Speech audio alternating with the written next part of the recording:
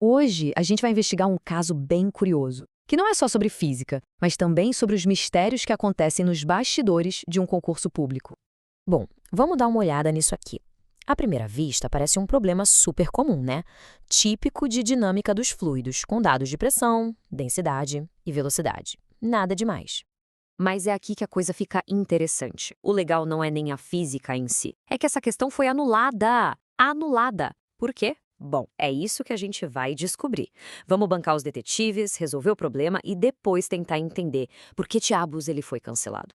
Beleza, mas para a gente conseguir desvendar esse caso, primeiro a gente precisa ter as ferramentas certas, né? Ou seja, vamos entender um pouquinho da física que está por trás de tudo isso. Olha só, o enunciado fala em escoamento isentrópico. Essa é a nossa primeira grande pista. E o que isso quer dizer? Pensa num cenário perfeito, idealizado, sem perda de calor, sem atrito. É um mundo de fantasia da física que, na verdade, ajuda a simplificar muito a nossa análise. E agora, se prepara, porque aqui vem a parte que dá um nó na cabeça. Olha que doideira. O jeito que o fluxo se comporta num duto que vai alargando muda completamente. Tudo depende se ele está mais lento ou mais rápido que a velocidade do som. É um paradoxo total. Certo, com essa ideia maluca da física na cabeça, vamos voltar para o nosso problema. Agora a gente vai analisar os dados para de fato começar a montar o nosso caso. Então, o nosso plano de ataque vai ser simples, em 3 passos. Primeiro, a gente pega os dados de pressão e densidade para achar a velocidade do som. Depois, a gente calcula o famoso número de Mach para saber que tipo de escoamento é. E, por fim, a gente aplica o princípio certo. Vamos nessa. Ok, a teoria diz que para um gás ideal, a velocidade do som depende só da temperatura.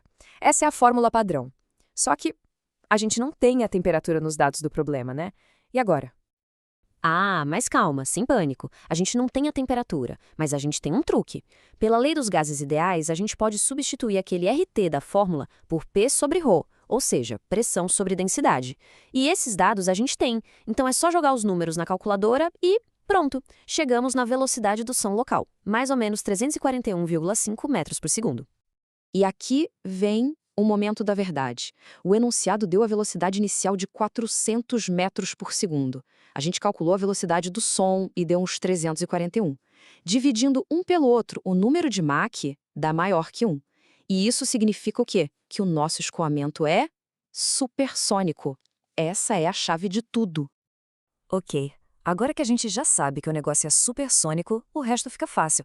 A gente já pode dar o nosso veredito sobre o que acontece dentro daquele duto que está se alargando.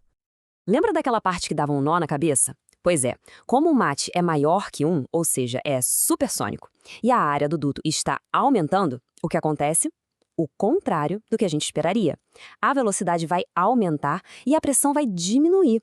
É totalmente contraintuitivo, mas é assim que a física supersônica funciona. O duto largo vira um acelerador. Então vamos lá. Vamos comparar o nosso resultado com as alternativas. Velocidade aumenta, pressão diminui. Opa! Bate certinho com a opção C. Perfeito! Pela física, a resposta é essa. Caso encerrado, certo? Bom, talvez não. E agora a gente volta para o começo de tudo. Se a física é clara, se a gente chegou numa resposta que está ali, preta no branco, por que raios a banca foi lá e anulou a questão? É isso que não fecha. A conta fecha, a física faz sentido, a resposta está lá nas alternativas. O que leva uma banca a jogar fora uma questão que funciona? É muito estranho. Bom, a gente não tem a resposta oficial, né? Então só nos resta especular. Pode ter sido um monte de coisa. Quem sabe um erro de digitação nos números que ninguém viu? Ou talvez o desenho na prova original estivesse confuso? Outra possibilidade, um pouco mais técnica, é que as condições gerassem um choque normal, um fenômeno bem mais complexo que talvez não fosse o objetivo. Ou, simplesmente, a banca achou que o problema era difícil demais, meio pegadinha, e decidiu anular para não prejudicar ninguém. E, no fim das contas, a lição que fica vai além da dinâmica dos fluidos. É um lembrete bem interessante, né? De que mesmo num mundo de cálculos exatos, de física precisa, os sistemas feitos por pessoas nunca são perfeitos. Sempre tem espaço para o inesperado, para o erro e até para um bom mistério.